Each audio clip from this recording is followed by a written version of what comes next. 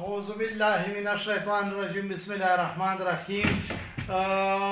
ټولو پاکستانیانو وروڼو ته د ملک د معیشت باره کې خبره کړم چې کله په پرویز مشرف صدر وو نو 6,000 ارب روپۍ پاکستان بقایا و چې بیا زرداری صدر شو بیا چې کوم دی 15,000 ارب ته بقایا ورسېده چې بیا نواز شریف وزیر اعظم شو 10,000 ارب ته بقایا ورسېده چې بیا عمران خان وزیر اعظم شو 52,000 ارب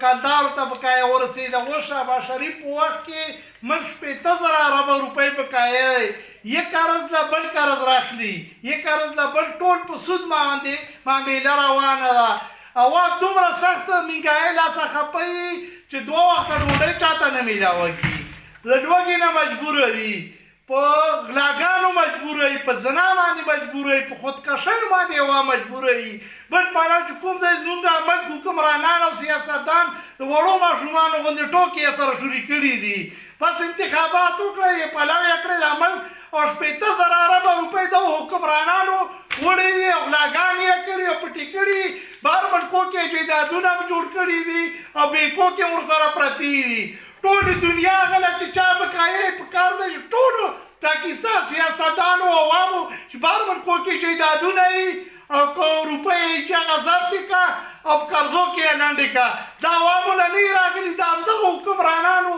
همدغه خلکو کړي سیاستدانو پټې کړي دي الله تعالی دې کوم الله ته پورې نه بدلی چې کوم ځان نه بدل کړی ټول قوم ته اپیل کړم چې دغه 50 کاله موږ دغه ډاکوانو له وټونه ورکړه او اوس یې موږ ته باید ته رسولی او بقایا 15,000 ارب روپۍ بقایا دی ټول قوم ته اپیل کړم چې 2 رکعته صلات توبه ومونځ وکړئ او الله ته توبې وباسئ والسلام